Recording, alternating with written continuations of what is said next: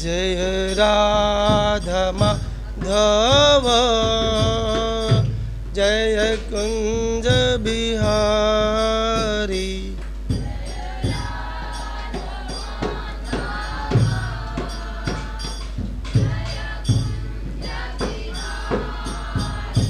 जय गोपी जनवल्लभ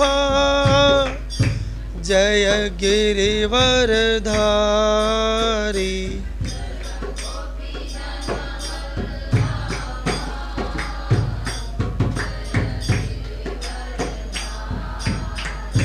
जय गोपी जनवल्लभ जय गिरिवरधारी।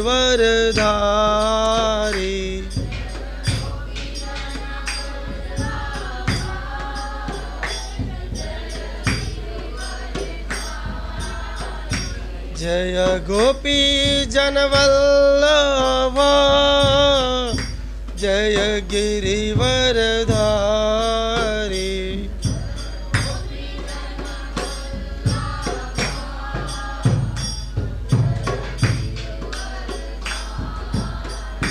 जय राधा माधव जय कुंज बिहारी। गाइए।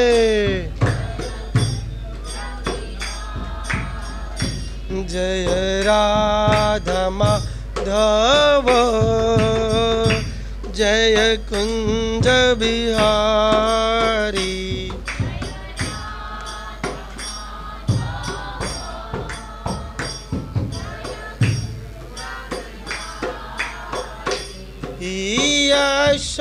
यशोदानंदन ब्रज जन रंजन।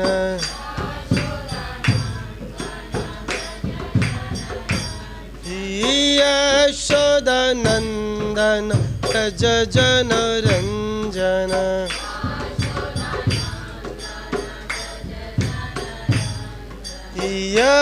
यशोदानंद ब्रज जन रंजन।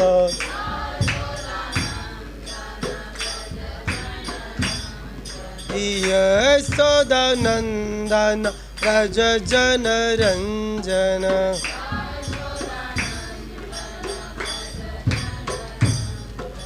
यमुना तीरा बनचारी।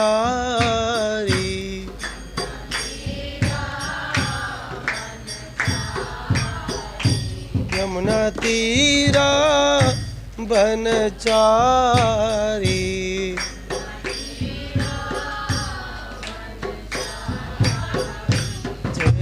राधा माधव जय कुंज बिहारी।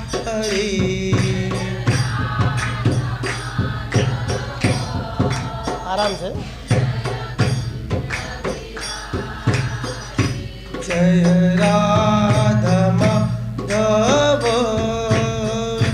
जय कुंज बिहारी।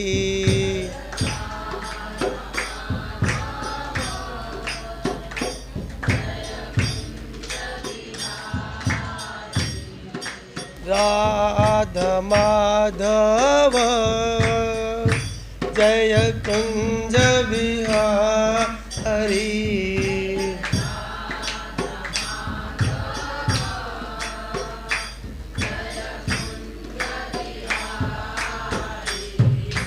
नटवर नागर नंदा भजो रे मन गोविंदा।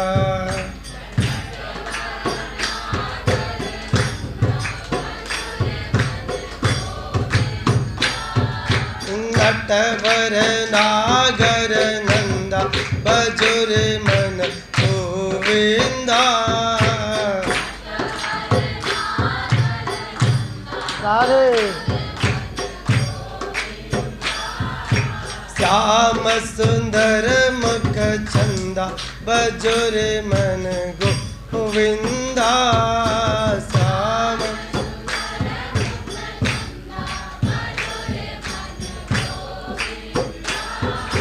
नटवर नागर नंद चंदा भजो रे मन गोविंदा नटवर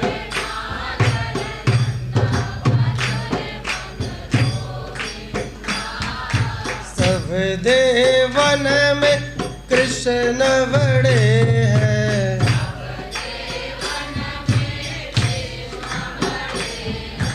सब देवन में कृष्ण बड़े हैं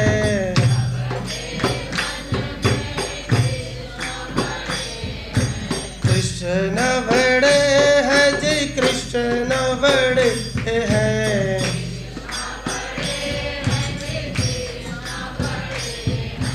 जैसे जैसे तारों में चंदा भजो रे मन गोविंदा जैसे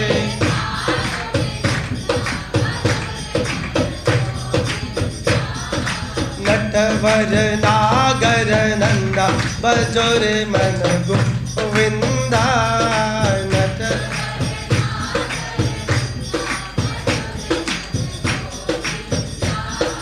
श्याम सुंदर मुख चंदा भजो रे मुख गोविंदा श्याम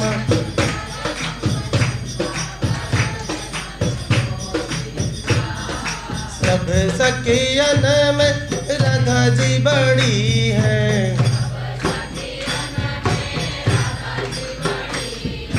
सब सखियन में राधा जी बड़ी है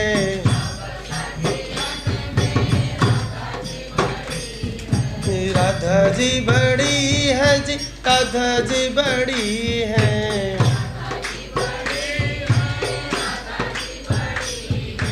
जैसे जैसे नदियों में गंगा भजो रे मन गोविंदा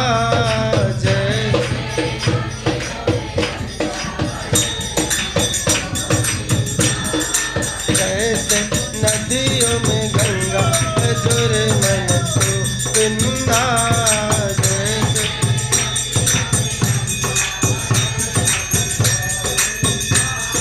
श्याम सुंदर मुख चंदा भजो रे मन गोविंदा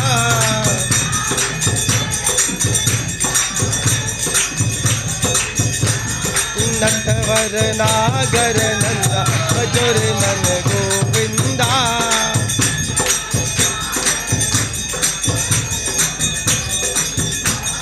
नटवर नागर नंदा भजो रे मन गोविंदा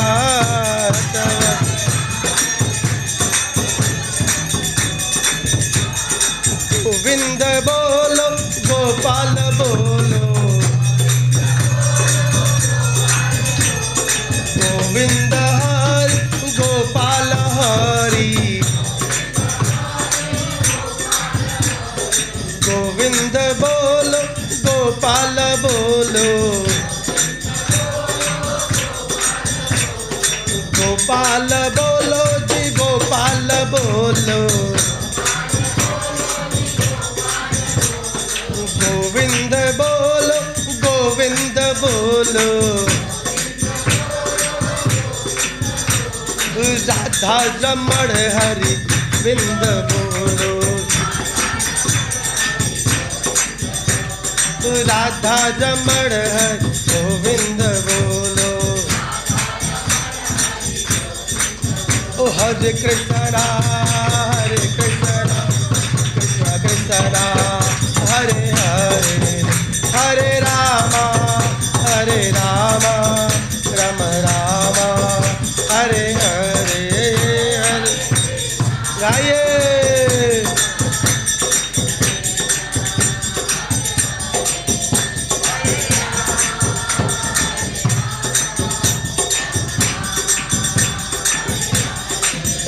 हरे कृष्णा कृष्ण कृष्ण हरे हरे हरे रामा राम रामा हरे हरे हरे गौरंगो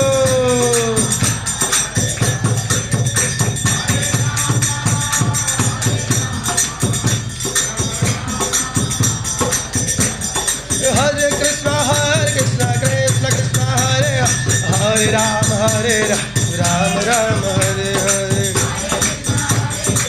राधे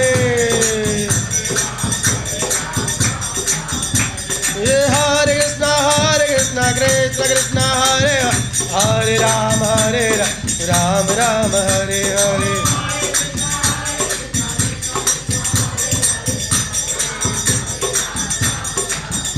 हरे कृष्ण कृष्ण कृष्ण हरे हरे हरे राम राम राम हरे हरे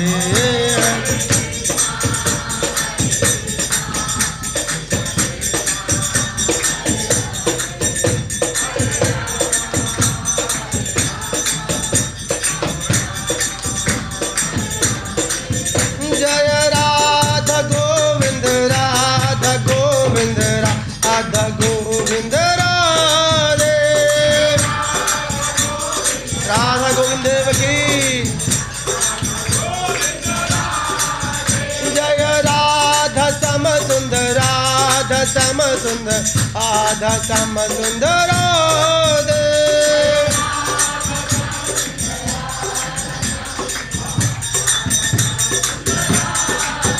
जय हो कृष्ण बलराम कृष्ण बलराम कृष्ण बलराम जय हो वृंदावन राम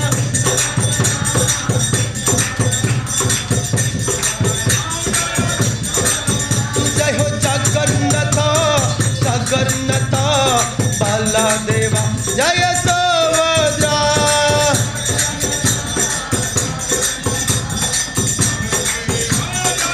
जय हो जगन्नाथ जगन्नाथ बालादेवा जय सुभद्रा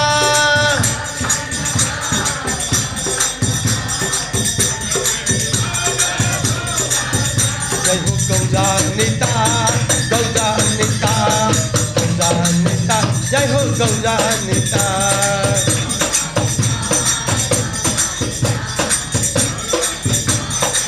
जय हो प्रभुपद प्रभुपद प्रभुपद श्रील प्रभुपद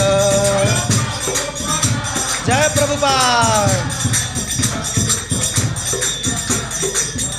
जय हो गुरुदेवा गुरुदेवा गुरुदेवा जय हो गुरुदेवा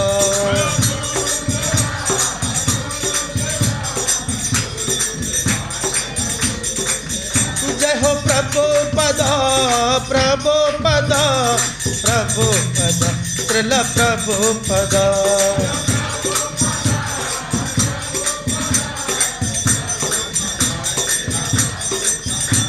प्रभुपाद प्रभुपाद प्रभुपाद प्रभुपाद प्रभुपाद प्रभुपाद प्रभुपाद प्रभुपाद प्रभुपाद प्रभुपाद जय जय प्रभुपाद प्रभुपाद प्रभुपाद प्रभुपाद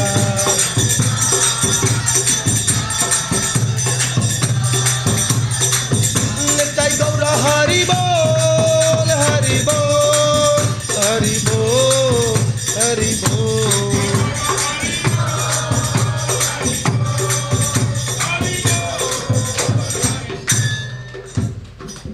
धर्म हरिनाम संकीर्तन की जगतगुरु श्रील प्रभुपाद की निताय निताय गौर प्रेमानंद ओम नमो भगवते वासुदेवाय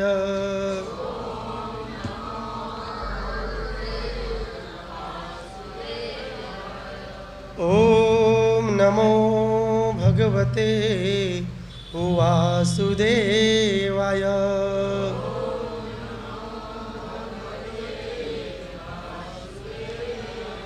ओम नमो भगवते वासुदेवाय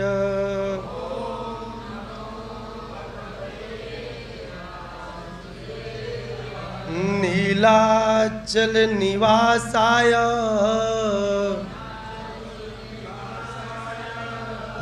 ध्याय परमात्मने बलभद्र सुभद्राभ्याम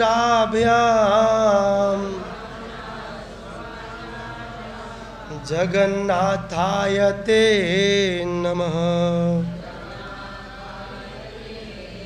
रेवती रमण त्वं वै बलदेव अच्युता अग्रज हलायुध प्रलम्भग्न पाहि मां पुरुषोत्तमम्। देवी त्वं विष्णु मायासी मोहयसी चराचरम्। ऋतपद्मासनं संस्थासि विष्णु भावानुसारिणी।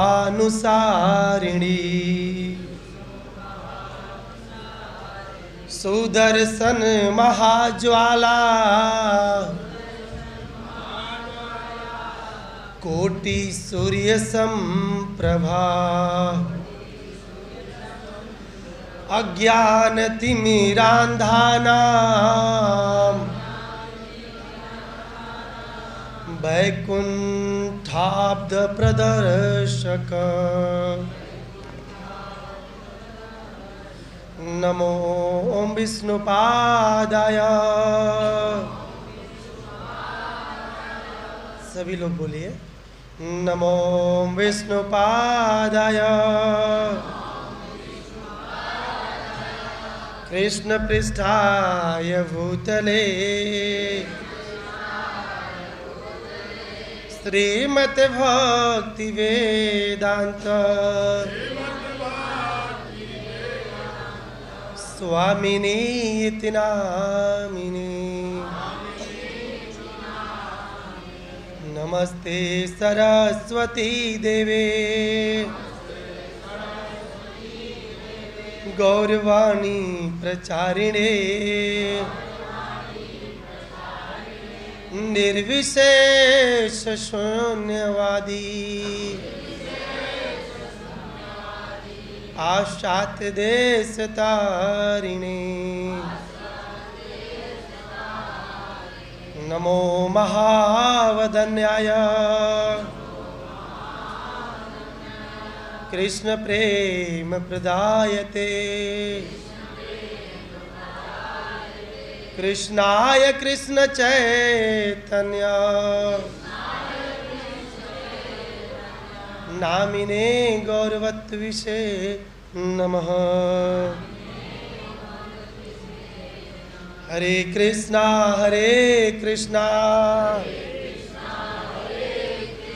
कृष्णा कृष्णा हरे हरे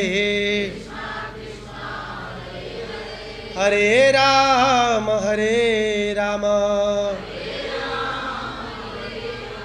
राम राम हरे हरे।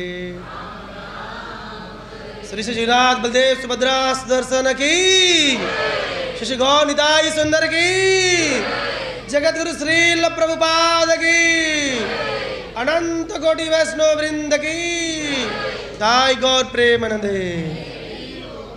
तथा आप सभी भक्तों का हम इस्कॉन के द्वारा प्रतिस्थापित संडे लव फेस्ट प्रोग्राम में आप सभी लोगों का हम स्वागत करते हैं। और साथ ही साथ आप सभी वैष्णव एवं वैष्णवी माताओं से दया और कृपा की भी की याचना करता हूँ कि आप आशीर्वाद दें, ताकि इस व्यासपीठ से अपनी इंद्रियों के शुद्धिकरण के लिए, अपनी वाणी की शुद्धिकरण के लिए गुरुजनों की बातों को एज इट इज़ यथारूप में रखने का प्रयास करूं। अतः आप सभी लोगों के चरण कमलों में वांछा कल्पतरुभ्यश्च कृपा सिंधुभ्येव च पतितानां पावनेभ्यो वैष्णवेभ्यो नमो। अनंत कोटि वैष्णव वृंद की, नामचार्य दास ठाकुर की, जगतगुरु श्रील प्रभुपाद की। ताई गौर प्रेमानंद।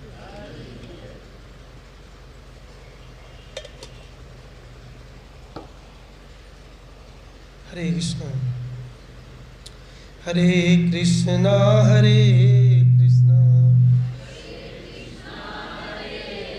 कृष्णा कृष्णा हरे हरे हरे राम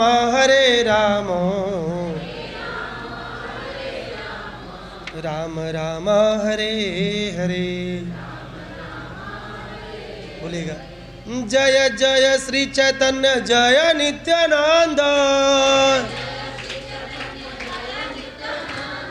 जय जय श्री चैतन्य जय नित्यानंद,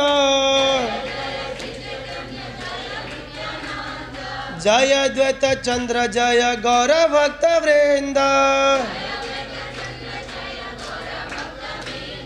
जय द्वैत चंद्र जय गौर भक्त वृंद।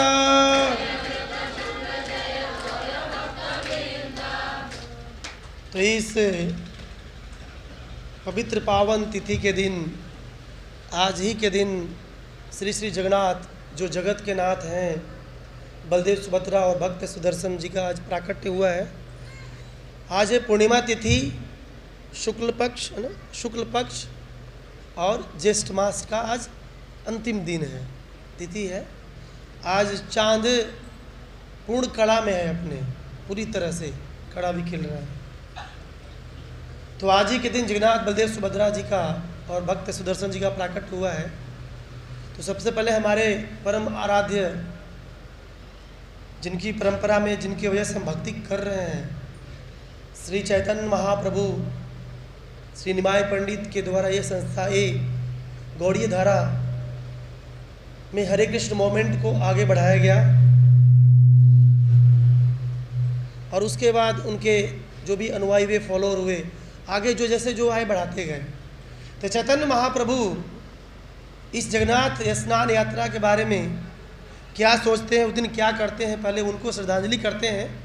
उसके बाद फिर जगन्नाथ जी का प्राकट्य कैसे हुआ है, स्कंद पुराण और पद्म पुराण में दो कथा बहुत विस्तार रूप से आती है, तो उसको थोड़ा सा संक्षिप्त रूप में जानने का प्रयास करेंगे। एटलीस्ट आप सभी लोग जानते हैं। तो एक कृष्णदास कविराज कहते हैं कि जब चैतन्य महाप्रभु को मालूम चला कि जगन्नाथ स्नान यात्रा है, तो कविराज जी लिख रहे हैं जगन्नाथ स्नान यात्रा के दिन हमारे चैतन्य महाप्रभु का मनोभाव क्या है, उसको आप दोहराइएगा। स्नान यात्रा देखी प्रभु,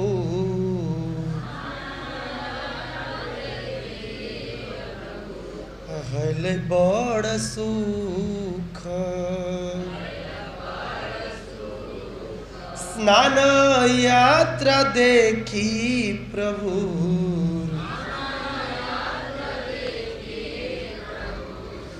हल बड़ सुख, ईश्वरेर अनवसरे,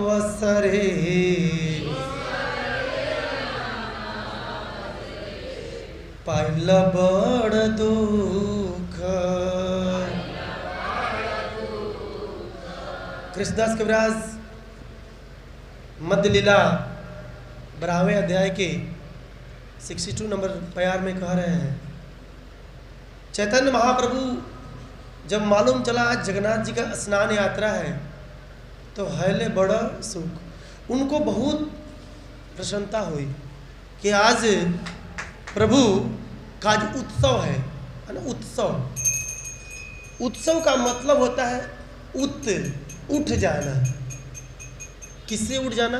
दुखों से उठ जाना। इसलिए सार्वभौम प्रभु कहते हैं कि आज के समय में लोगों को उत्सव मनाने का समय ही नहीं है। लोग अपनी उत्सव मनाना ही जानते हैं। अब दिवाली मनाना है तो इतना पटाखा छोड़ेंगे कि जो मनाना भी चाहते हैं वो बोले घर में रहो। सब उल्टा हो गया, टॉपसी टॉर्जी हो गया है, उत्सव नहीं रह गया। लेकिन उत्सव का रियल मीनिंग होता है उठ जाना।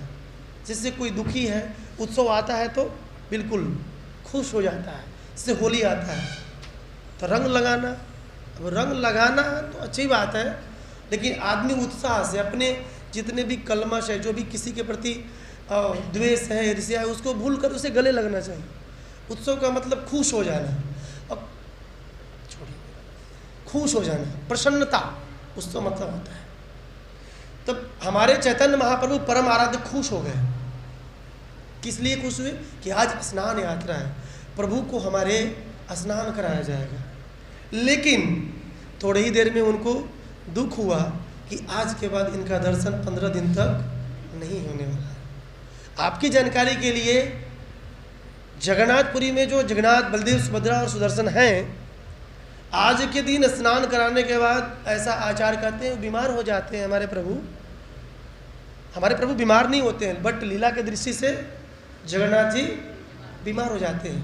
वो दवा लेते हैं और कुछ आचार्य कहते हैं कि उनको जगन्नाथ जी को यात्रा पर रथ पे जाना होता है, तो अपनी पत्नी लक्ष्मी को कुछ समय देते हैं 15 दिनों के लिए, कि ताकि लक्ष्मी जी उसमें डिस्टर्ब नहीं करेंगी कि अभी नहीं जाना है।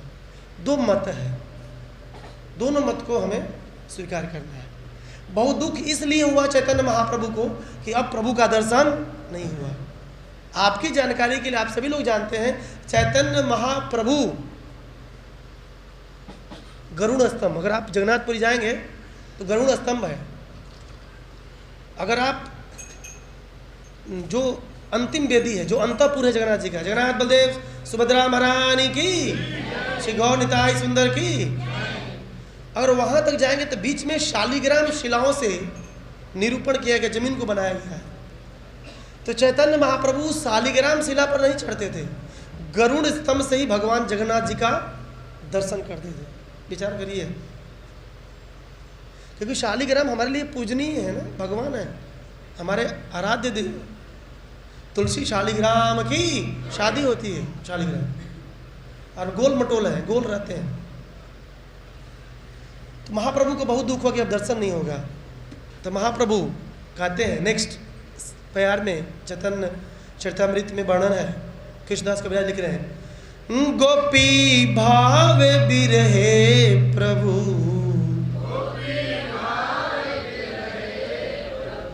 व्याकुल हइया, लाल नाथे गेला, प्रभु सावरे छड़िया। अब चैतन्य महाप्रभु को विरह होने लगा, किसका? जगन्नाथ का। जब इनके अंदर गोपी भाव, जब राधा रानी का भाव आता था, तो इनको जगन्नाथ जी का बहुत विरह होता था। और जब विरह होने लगा तो भगवान का दर्शन चाहिए।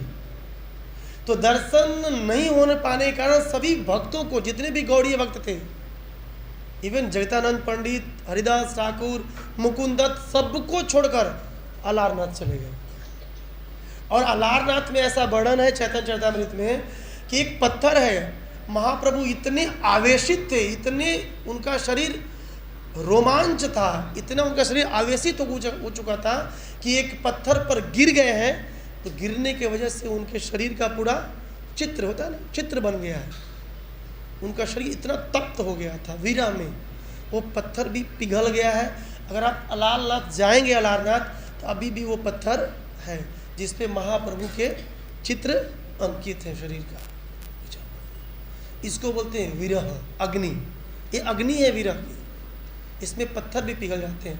जैसे श्याम सुंदर जब बांसुरी बजाते हैं पहाड़ी पर से, तो वंशी के नाद से यमुना जी का जल रुक जाता है, वृक्ष डोलना बंद हो जाते हैं, पक्षी चहचहाना बंद हो जाती हैं, और पत्थर पिघलने लगते हैं। जिसे चरण पहाड़ी के नाम से जानते हैं। आप दर्शन कर सकते हैं। 2 चरण पहाड़ी है ब्रज में, एक नंदगांव के समीप है और एक कामाबन में जाएंगे आप, तो कामाबन के जस्ट केदारनाथ जो है वहीं पर बगल में ही है, जहाँ बेमुआसुर की गुफा है, जहाँ भोजन थाली है, वहीं पर बगल में चरण पहाड़ी है। 2 चरण पहाड़ी होता है। तो इसलिए चैतन्य महाप्रभु को बहुत विरह होता था। तो ये स्नान यात्रा महाप्रभु भी बहुत आनंद से, धूमधाम से मनाते थे और 15 दिन तक अलारनाथ रहते थे। तो सभी भक्त बोले कि महाप्रभु कहाँ चले गए बिना बताए। तो सभी भक्त खोजते खोजते अलारनाथ चले गए। सब भक्त मनाए कि महाप्रभु चलिए चलिए, आपके बिना सब सुना सुना लग रहा है। क्योंकि एक तो सचल जगन्नाथ है, एक अचल जगन्नाथ है। अचल कौन है?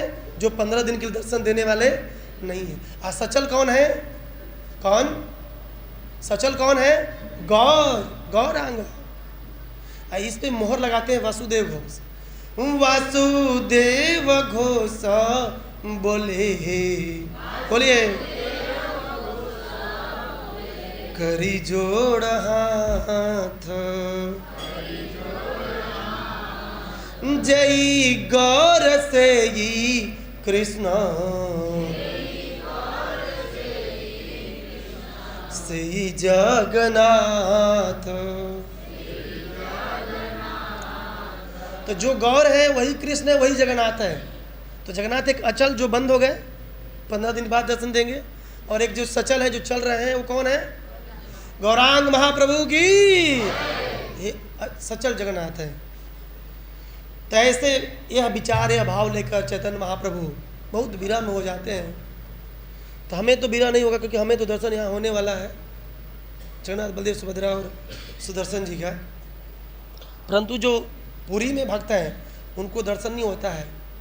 15 दिनों के लिए भगवान को बहुत सुंदर खिलाया पिलाया जाता है और उनका श्रृंगार किया जाता है। ऐसा वर्णन है कि उनको सजाया जाता है, खिलाया जाता है, खूब बढ़िया से, बढ़िया बढ़िया भोग लगता है। तो इस प्रकार महाप्रभु का जगन्नाथ स्नान यात्रा के बारे में मत है, विचार है, उनका व्यवहार है। साथ ही साथ ये जगन्नाथ जी प्रकट कैसे हुए, इसको हम स्कंद पुराण, पद्म पुराण में एक स्टोरी आती है, बहुत आप सभी लोग जानते ही होंगे, बहुत सुंदर स्टोरी है।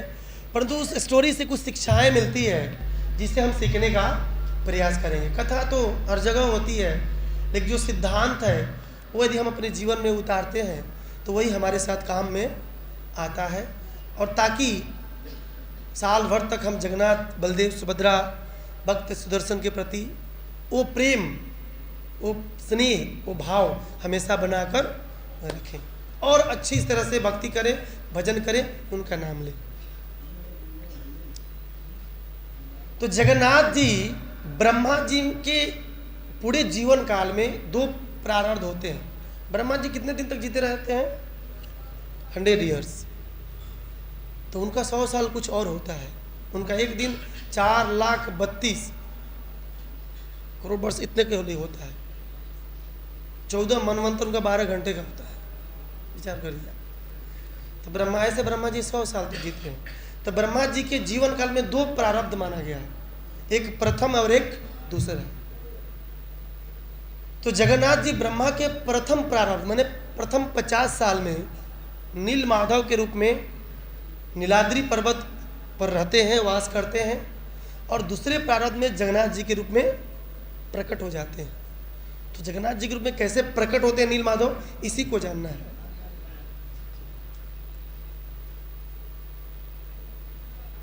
और यह जगन्नाथ जी पुरुषोत्तम क्षेत्र में प्रकट होते हैं।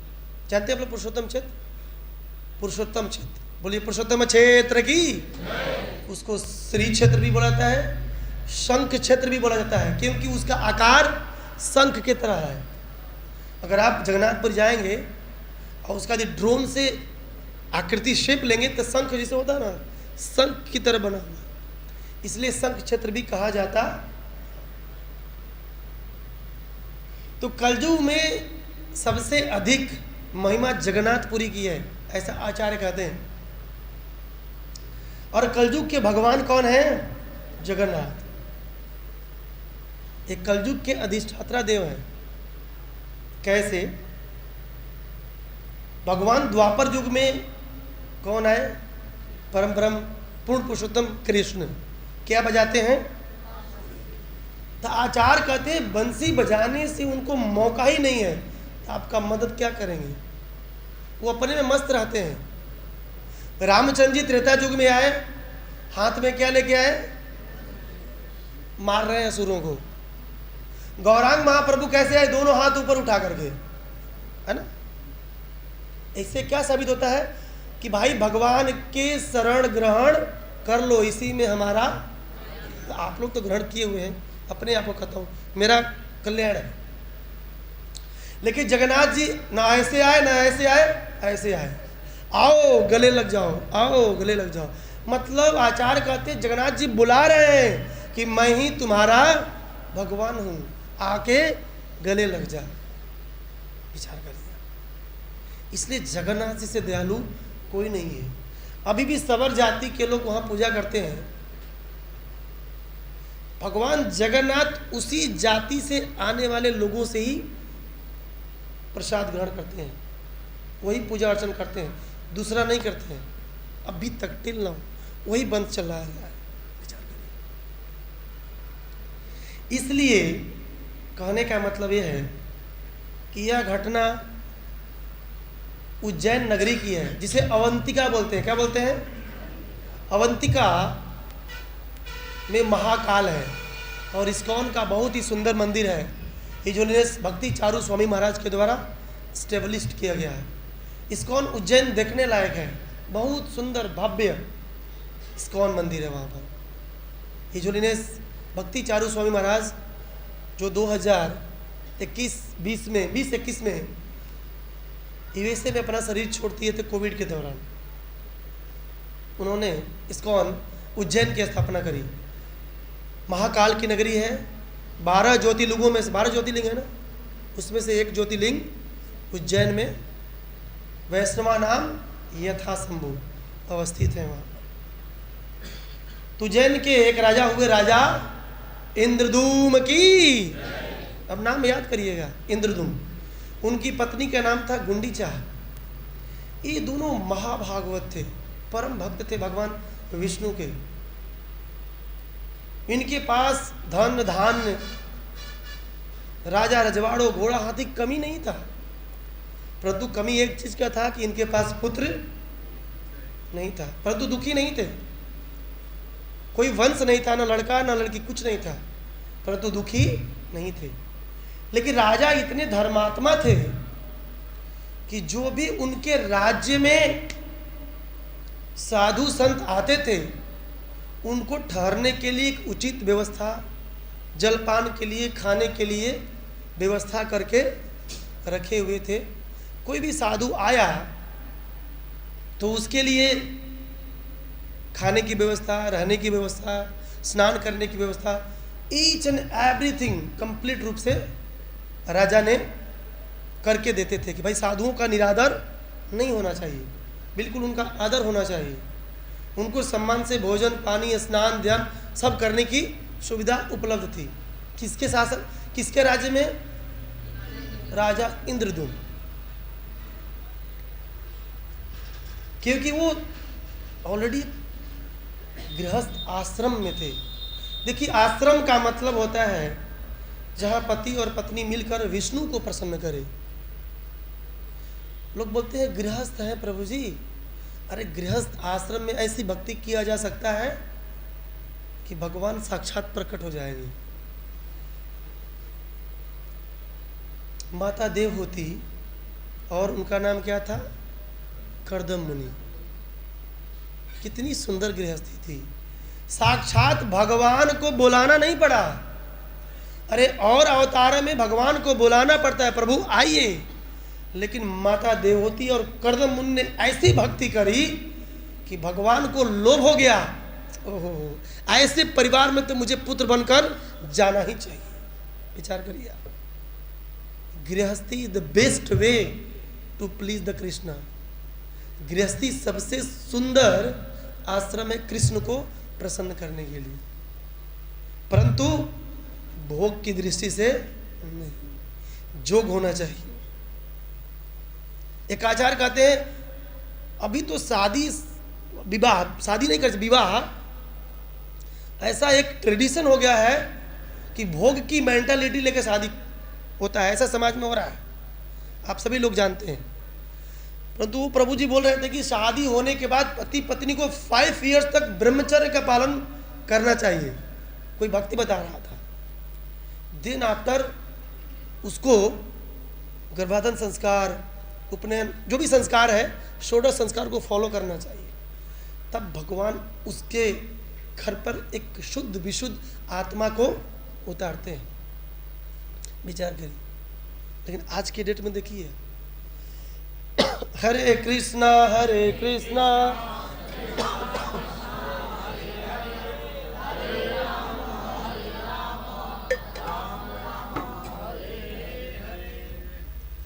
कोई बात नहीं, लेकिन जो साधु हैं एटलीस्ट उनको फॉलो करना चाहिए। गोपाल भट्ट गोस्वामी ने षोडश संस्कार नामक ग्रंथ लिखा है, उसको एटलीस्ट गृहस्थ व्यक्ति को तो अवश्य ही पढ़ना चाहिए। विचार करिए, गृहस्थी को ब्रह्मचर्य व्रत का पालन जरूर करना चाहिए, क्योंकि सुबह से शाम तक काम करता है, ऐसे ही झाग निकली रहती है, उसको तो एटलीस्ट करना चाहिए।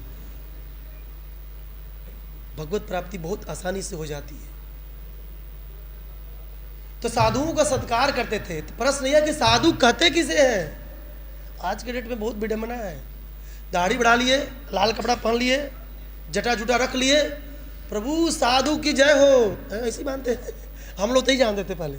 इस्कॉन में आने से पहले साधु मतलब जानते थे फटा कपड़ा होना चाहिए, बिल्कुल धोती में 10 जगह छेद हो तभी साधु है। कहीं मटका पाना है तो साधु। साधु कहाँ है? इस्कॉन वालों को बहुत लोग कहते हैं, अरे साधु हो आप लोग तो भोग करते हो। भक्ति सिद्धांत को, भक्ति प्रभुपाद जी को बोलते थे कि आप साधु होकर इस हवाई जहाज में जब भ्रमण करते हो। भाई साधु का उद्देश्य क्या है? अपने लिए नहीं कर रहा है, कृष्ण के लिए कर रहा है। तो साधु का लक्षण जगतगुरु श्री प्रभुपाद जी भगवत गीता से आप लेते हैं, आज बहुत सुंदर है। चतुश्लोकी गीता भगवत गीता में एक श्लोक आता है, बोलिएगा। मच्चिता मत गत प्राणा बोधयंत परस्परम कथयन्तश्च माम नित्यम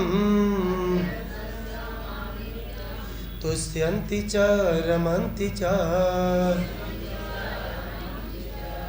ये चतुश्लोकी गीता है, भगवत गीता 10वें अध्याय का 9वां नंबर श्लोक। इसमें कहते हैं भगवान अर्जुन से, हे अर्जुन, प्रभुपाद जी पहले ही लाइन में बोलते हैं शुद्ध भक्तों का लक्षण।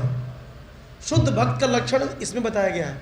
मच्चिता, जो शुद्ध भक्त है अपना चित्त, अपना मन मुझ में लगाकर, जिसका चित्त कहीं और लगा है वो शुद्ध भक्त, अकॉर्डिंग टू दिस श्लोक। मतगत प्राणा, अपने प्राण को, अपने आप को मुझे दे दिया है। सर्वधर्मान, अब ये श्लोक ही बहुत बड़ा चीज है। बोधयंता परस्परम, जब एक भक्त दूसरे भक्त से मिलता है जो शुद्ध होता है, तो पॉलिटिक्स की बातें नहीं करता है, निंदा किसी नहीं करता है। किसकी बात करता है? कथयंतश्च माम नित्यम, मेरे बारे में बात करता है। और ऐसा करके तुष्यन्ति च रमन्ति च, खुश रहता है और प्रसन्न रहता है। अगर जीवन में खुश रहना है तो आचार्य कहते हैं एक सूत्र है, कृष्ण कथा राम कथा इस कानों से हमें जरूर सुनना चाहिए, क्योंकि सुनता वही है, सुनेगा तभी गुनेगा, तभी धुनेगा। अरे सुनेगा तभी तो कीर्तन करेगा। इसलिए शुद्ध भक्तों का लक्षण इसमें कहा गया है। इसलिए साधुओं का स्वागत करते थे। तो एक दिन एक साधु आए और अपने में चर्चा करने लगे ना। साधु क्या करते हैं? चर्चा करते हैं। चर्चा करने लगे कि नील माधव इस कलयुग के भगवान है, मतलब उस समय इस युग में भगवान है नील माधव, और बहुत सुंदर है। उनका जो एक बार दर्शन कर लेता है, किसका? नील माधव, नोट जगन्नाथ जी, नील माधव का, तो वह मां के गर्भ में कभी जाता नहीं है। विचार करिए, नील माधव का एक बार दर्शन करने के बाद वह व्यक्ति मां के गर्भ में नहीं जाता है। फिर साधु बोल रहे हैं कि यहाँ तक है कि कोई यह कह ले कि मैं कल नील माधव का दर्शन करने जाऊंगा, जाना है कल, और आज रात में उसका यदि हरि बोल हो गया, फिर भी वो माँ के गर्भ में नहीं जाएगा। लेकिन एक बगल में ब्राह्मण था, वो सुन रहा था, और ब्राह्मण राजा का आदमी था। तो राजा को जाके बोला कि राजा जी, राजन, मैंने दो साधुओं के इस तरह बात करते हुए देखा कि नील माधव का जो दर्शन कर लेता है दोबारा जन्म, मामू पेत तू कौन तेरा पुनर्जन्म न विद्यते, उसका दोबारा जन्म नहीं होता है। किसका? जो कृष्ण को अपने आप को दे देता है, शरण में चला जाता है। तो राजन बोले पता लगाओ साधु कौन है। तो पता लगाते लगाते पता चला कि वो साधु उसी रात उठे और चले। अब साधु चलता भला और पानी, साधु रुकेगा तो प्रॉब्लम करेगा। देखिए पानी रुकेगी तो गंदगी। प्रभुपाद जी ने इस्कॉन मंदिरों में ऐसी व्यवस्था करी है कि कोई भी व्यक्ति एक इस्कॉन में एक काउंटर पर 2-3 साल तक नहीं रहता है, चेंज होते रहता है, ताकि उस साधु को आसक्ति न हो जाए। क्योंकि जिस चीज़ों के साथ हम लंबे समय तक रहते हैं, प्रभु जी माता जी आसक्ति हो ही जाती है। तब बोलेंगे नहीं होगी, होगी, क्योंकि आप रोज उसका दर्शन कर रहे हो। ध्यायतो विषयान पुंस संगस्तेषु उपजायते, संगात संजायते कामा, कामात क्रोधो अभिजायते। 2 बात भगवत गीता होना ही है, क्योंकि रोज उनका दर्शन हो रहा है तो होगा। इसलिए जब ब्राह्मण की बात राजा इंद्रद्युम्न सुने, बोलो पता लगाओ, एक सभा की कार्रवाई करी जाए और पता लगाया जाए कि नील माधव कहाँ विराजमान है। अब राजा इंद्रद्युम्न राजा थे, उन्होंने चारों दिशाओं में 4 लोगों को भेजा और बोला कि खोज के लाना, अगर नहीं खोज के आए तो तुम्हारी खैर नहीं, मतलब तुमको सजा मिलेगी। लेकिन उनके मंत्री में उनके मंत्रालय में एक पुरोहित थे। पहले के राजा एक पुरोहित रखते थे। उनके पुरोहित का पुत्र था, उसका नाम था विद्यापति। क्या नाम था? विद्यापति।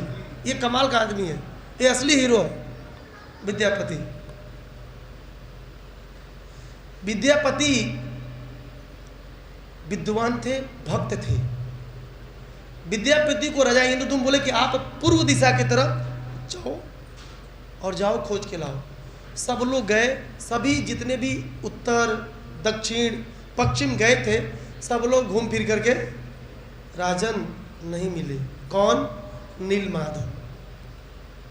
लेकिन जो विद्यापति को बहुत दिन हो गया वापस नहीं है। जैसे सुग्रीव ने अपने बानरी सेना को भेजा था, किसको खोजने के लिए? सीता माता को।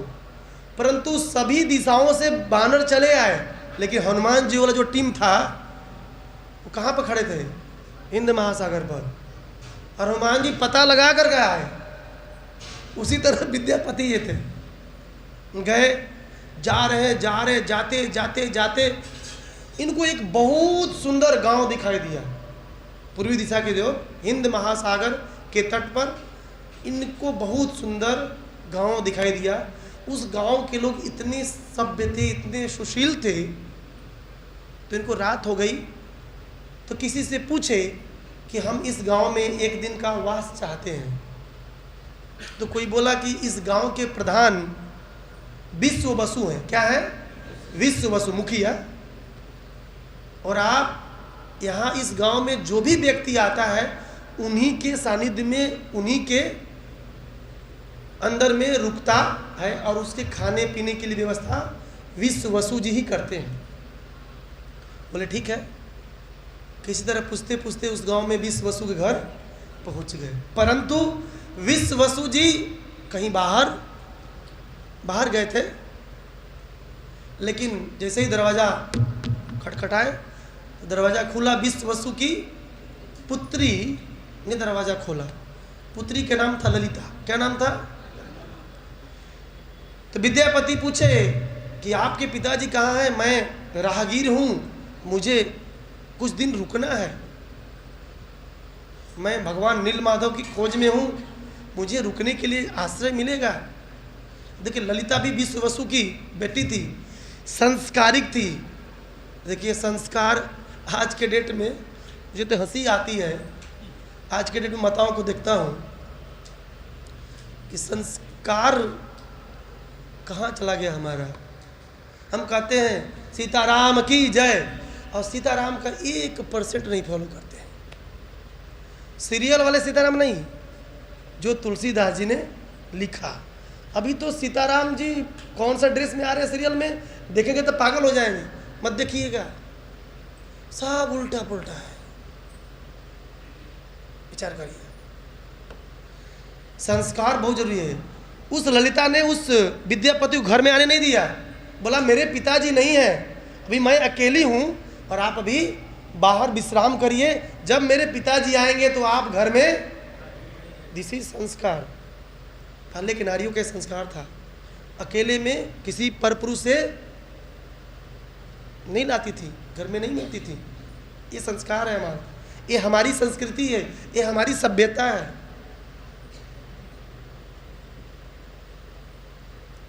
फिर संध्या हो गई, विश्व वसु आए तो ललिता बोली कि पिताजी पिताजी, एक राहगीर आए हैं, उनका नाम है विद्यापति, आपका इंतजार कर रहे हैं। तो विश्व वसु गए, उनका सेवा सत्कार किए, सत्कार करने के बाद उनको घर में लाए।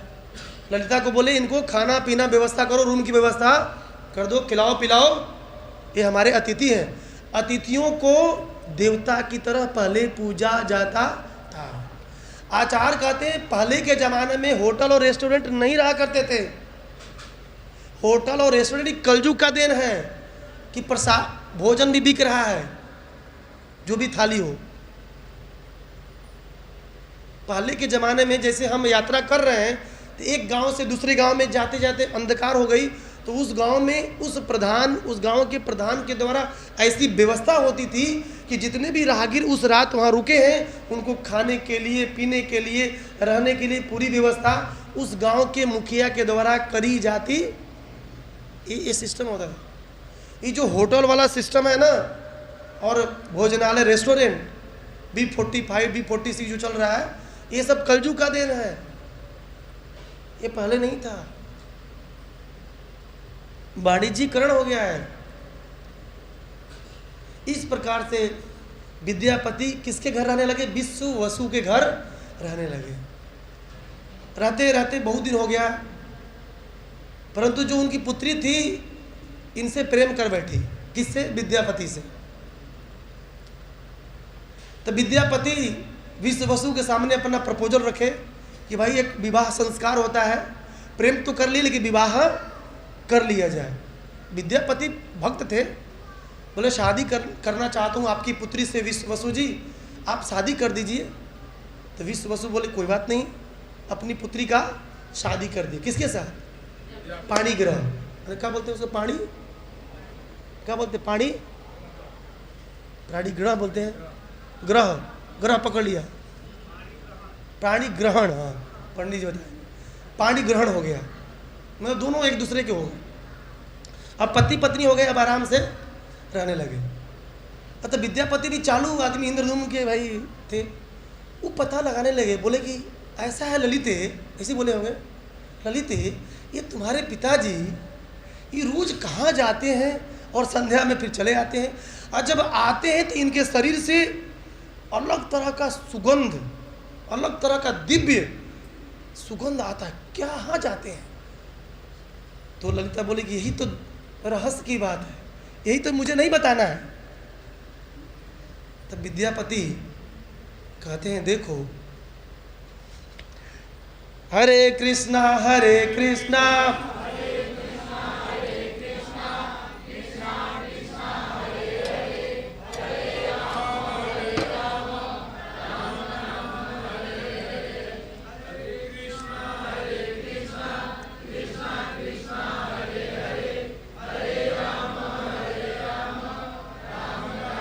विद्यापति बोले कि देखो तुम मेरी पत्नी हो, अब पत्नी को पति से कोई बात छिपाना चाहिए। जब नोटबंदी हुआ था तो सब पति को मालूम चला गया कितनी पत्नी कितना छिपा के रखी है। ये धर्म है पत्नी का कि पति से छिपाए नहीं, झूठ तो बोलना ही नहीं चाहिए। जहां पर्दा हो वहां प्रेम नहीं होता है, जहां प्रेम होता है वहां पर्दा। अरे याद करना गृहस्थी तो महादेव और पार्वती को याद करिए, उनकी गृहस्थी की तरह आज के दुनिया में कोई गृहस्थ आश्रम में रहा ही नहीं, इतनी सुंदर गृहस्थी। महादेव जी पार्वती से कुछ नहीं छिपाते थे और पार्वती जी महादेव जी से कुछ। लेकिन एक दिन श्रवण प्रभु बोल रहे थे कि पत्नी पैसा पति के लेके जाएगी और खरीद के लाएगी गहना, बोलेगी मेरे भैया दिए हैं। झूठ क्या है? पति से झूठ बोलना ही नहीं चाहिए। पहले तो झूठ ही नहीं बोलना चाहिए। आचार्य कहते एक झूठ बोलने के लिए 100 झूठ और बोलना पड़ता है। जिस दिन झूठ का पिटारा खुलता है ना, वो आदमी ना आगे का रहता है ना पीछे का रहता है। झूठ एटलीस्ट भक्तों को तो नहीं बोलना चाहिए। अगर बोल भी दिया ना तो बोला जी भाई आज के बाद नहीं बोलूंगा। विचार करिए झूठ कब बोलना चाहिए। गाय की हत्या हो रही है, भैया बोल दो क्योंकि उसे जान बच जाएगा। कोई फांसी पर लटक रहा है, झूठ बोलने से उसे जान बच रहा है तो बोल दो। जीवन बचाने के लिए, इंद्रिय तृप्ति के लिए झूठ कभी नहीं बोलना चाहिए। ये बहुत बड़ा अपराध है, ऐसा हमारे गुरुजन कहते हैं।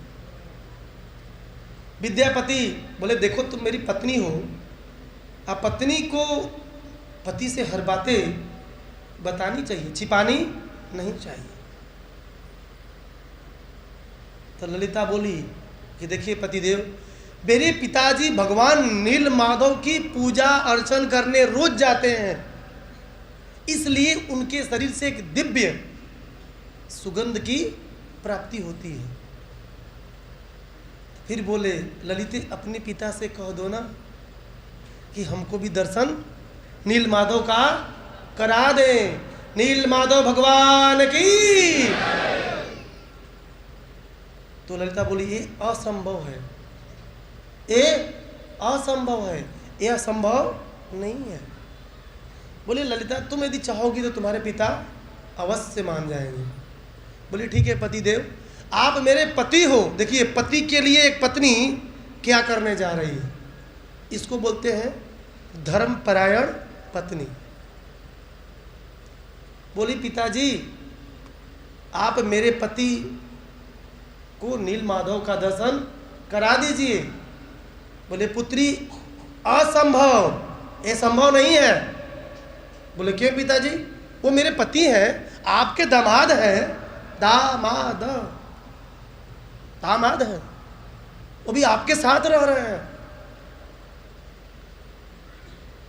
अगर आप उनको दर्शन नहीं कराएंगे तो मैं दिख रहे ना, आचार्य कहते हैं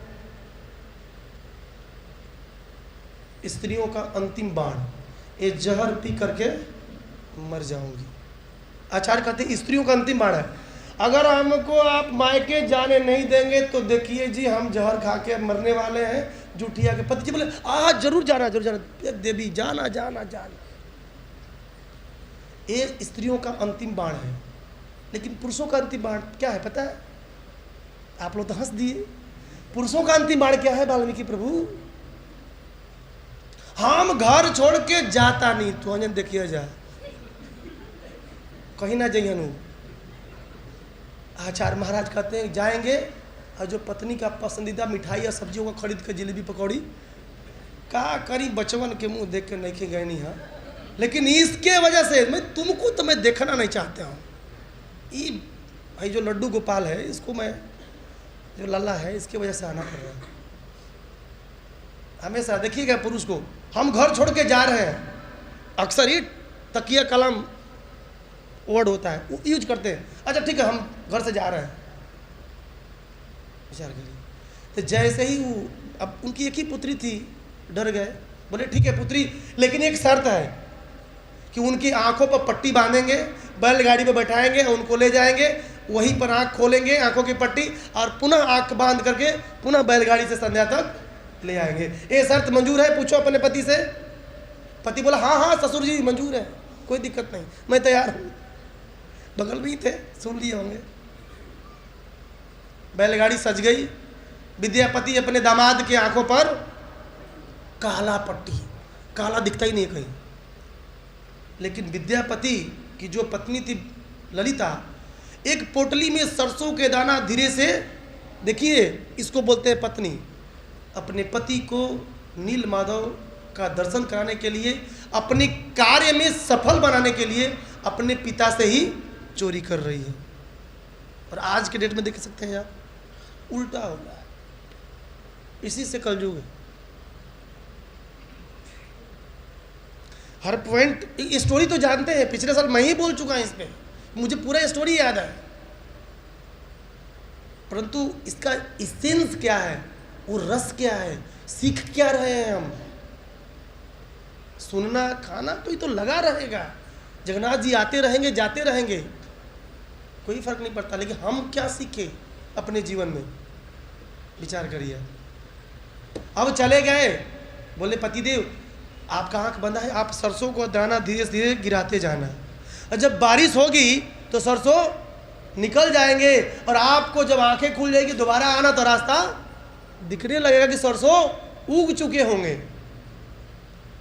पत्नी भी स्मार्ट, विद्यापति ऐसे ही किए, आंखें बंद गई, सरसों का दाना लिए, धीरे धीरे बैलगाड़ी में बैठ गए थे, ससुर जी चला रहे हैं और दामाद जी बैठे हुए हैं, सरसों का दाना गिरा रहे हैं।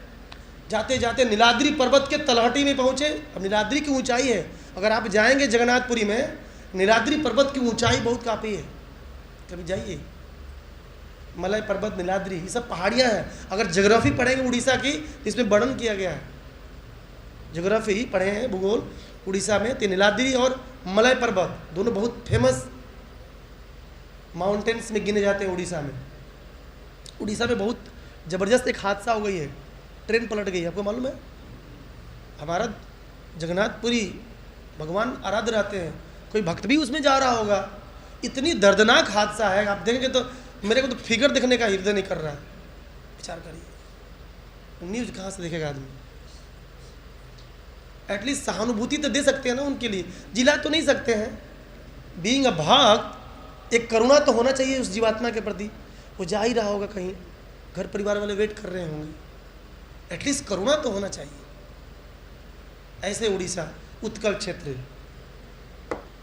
गए। अब ससुर जी कौन है, विश्व वसु, पकड़े किसको, विद्यापति को, आंख बंधी हुई है, और नीलाद्री पर्वत की चढ़ाई करते करते जाते हैं नील माधव के सामने। नील माधव के सामने उनकी आंखों से पट्टी खोलते हैं कौन, विश्व वसु। जैसे ही विद्यापति भगवान नील माधव का दर्शन करते हैं, आश्चर्यचकित रह जाते हैं, बिल्कुल विह्वल हो जाते हैं, बिल्कुल शंख चक्र गदा पद्म लिए चमचमाते हुए भगवान मुस्कुरा रहे हैं। और विश्व वसु प्रणाम करते हैं, विद्यापति भी प्रणाम करते हैं। आइए हम भी भगवान नील माधव को प्रणाम करते हैं। बोलिएगा स्लोगन, शशांक चक्रम सकिरीट कुंडलम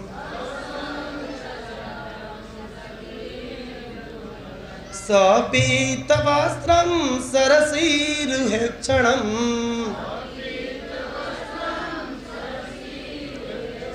सहारवक्षस्थलशोभिकौस्तुभम्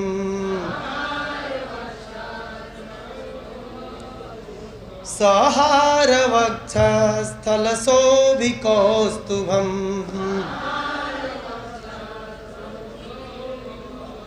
नमामि विष्णु शिरसा चतुर्भुजम्। भगवान विष्णु चतुर्भुज जी का प्रणाम मंत्र है। बोलिए भगवान नील माधव की। जब भी भगवान विष्णु आए तो ये प्रणाम मंत्र बोलना चाहिए। इस प्रणाम मंत्र को बोल करके प्रणाम करना चाहिए तो भगवान सुनते हैं।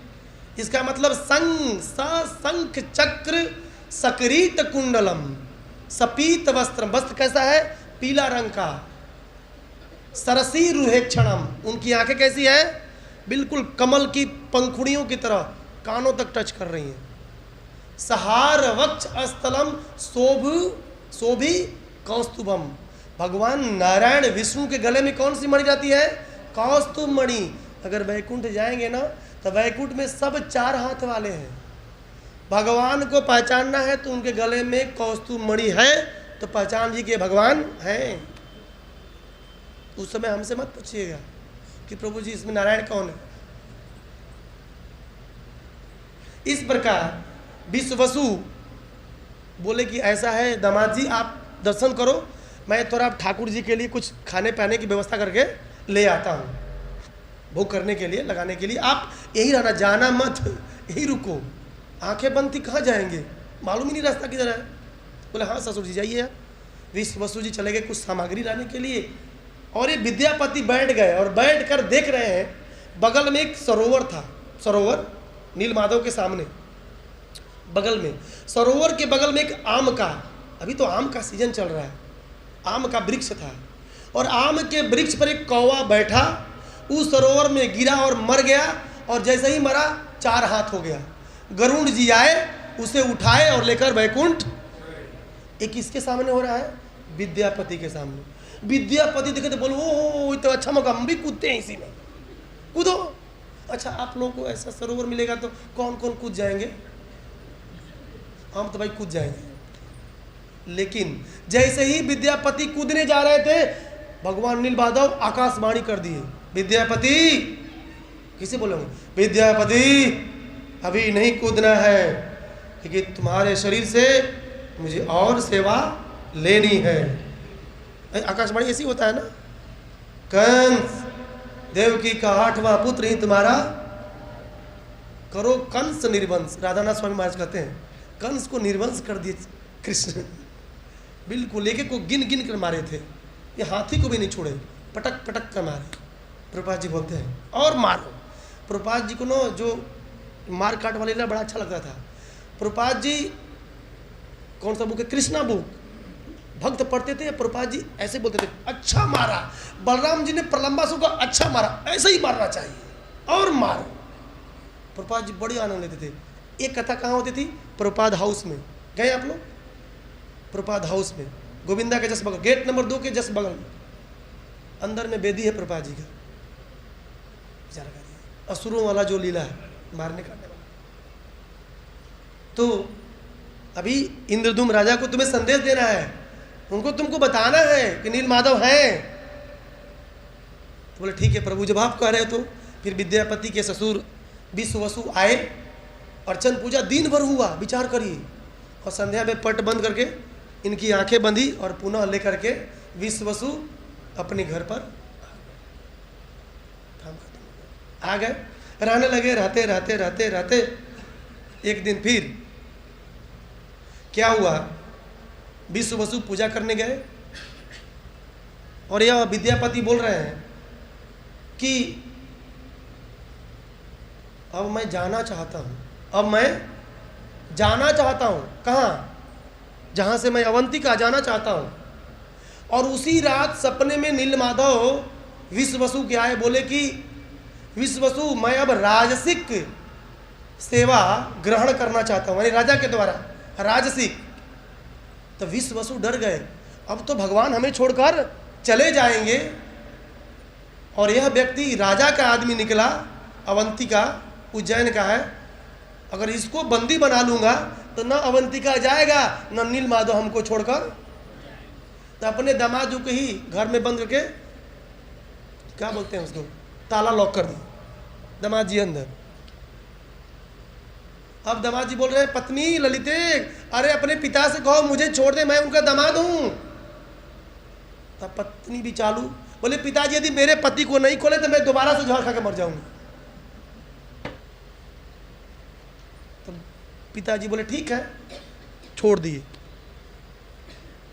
और बोले कि मैं जरूर आऊंगा, आप मुझे संदेश देने दीजिए राजा को।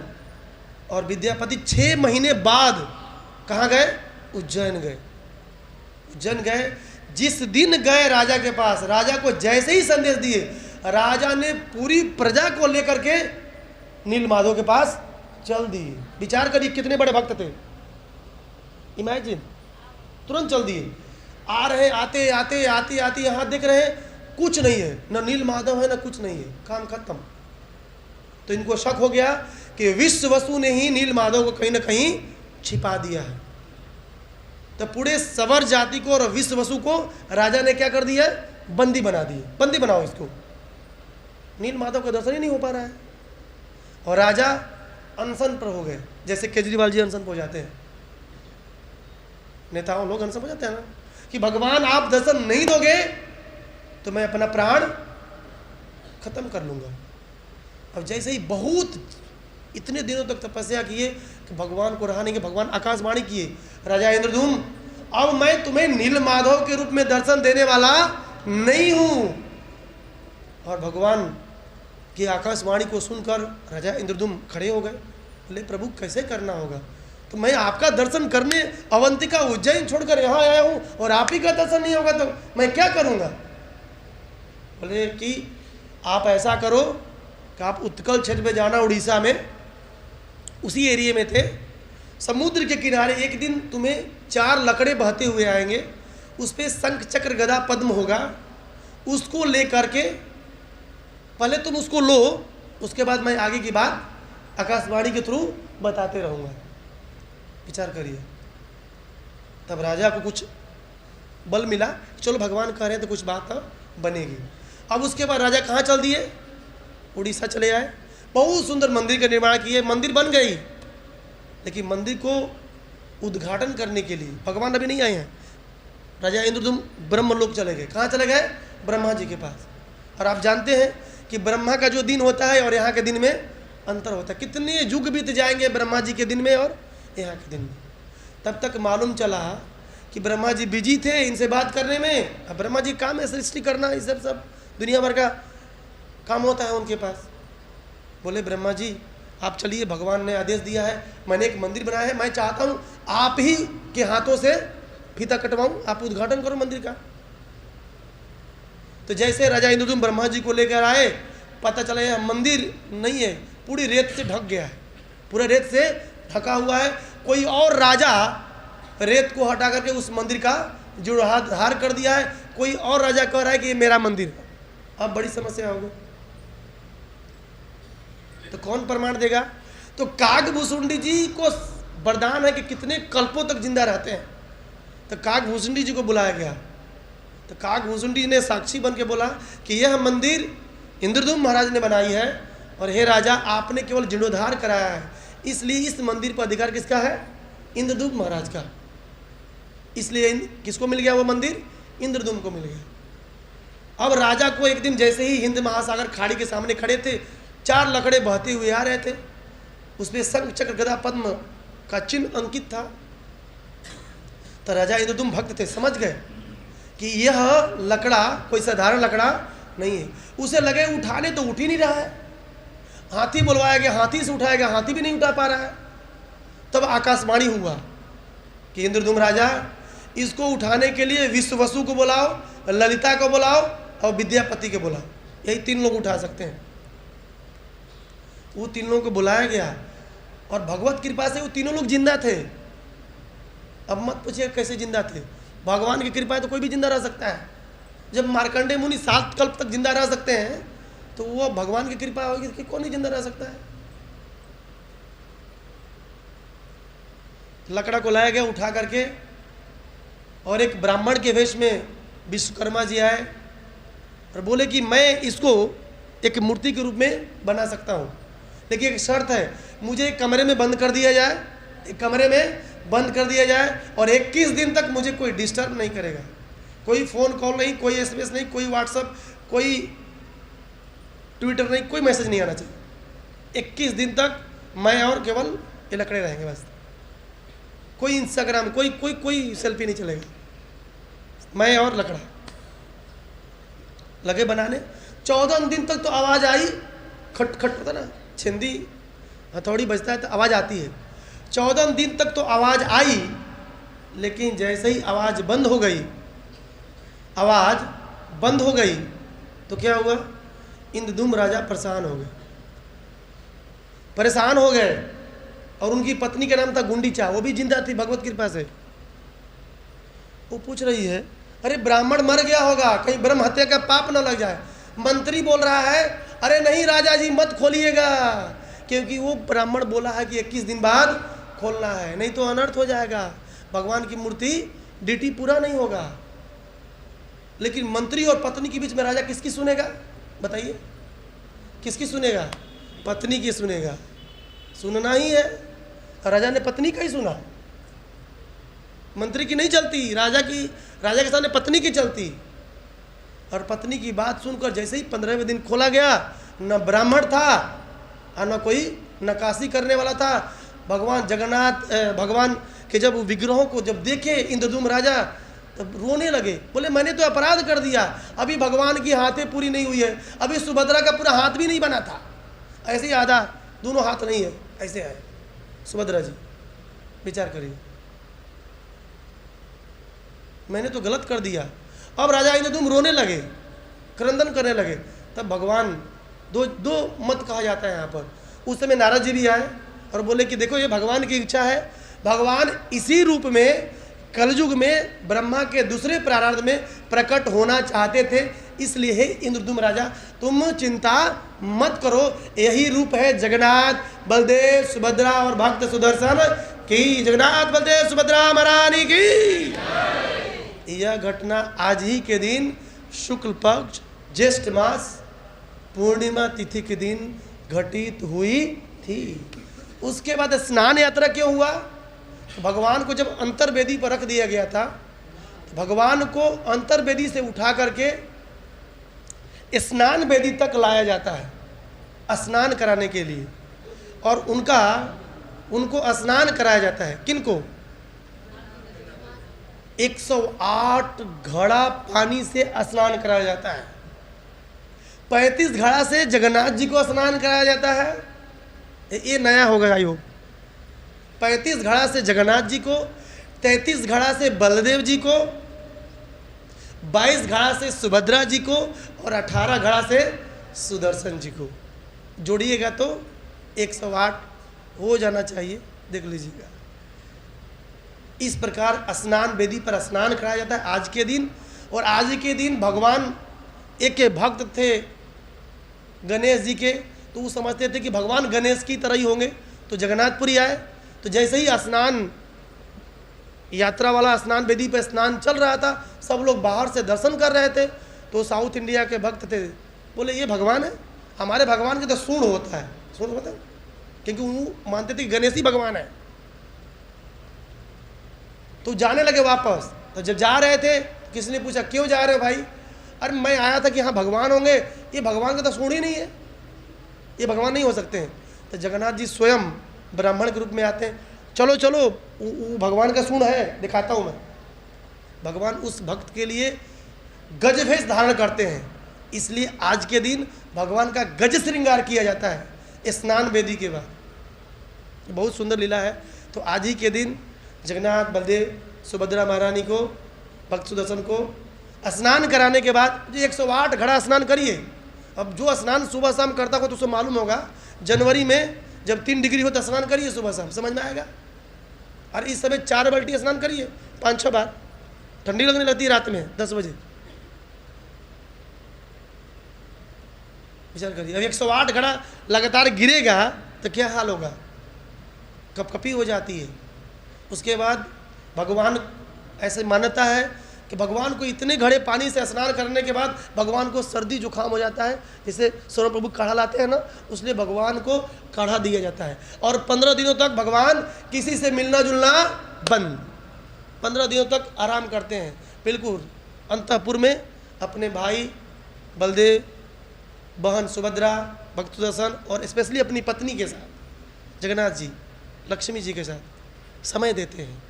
और 15 दिन बाद भगवान रथ यात्रा के दिन रथ पर चढ़ करके अपने परम भक्त इंद्रद्युम्न की पत्नी गुंडीचा में जाते हैं। जो श्री मंदिर है जो भगवान जगन्नाथ जी का, वह द्वारिका का प्रतीक है। कैसे प्रतीक है? द्वारिका का। और गुंडीचा वृंदावन का प्रतीक है। तो भगवान जगन्नाथ द्वारिकाधीश कृष्ण है। कौन कृष्ण है? द्वारिकाधीश कृष्ण किसकी बिरह में रोते हैं? राधा रानी। वृंदावन में कौन रहती हैं? राधा रानी की।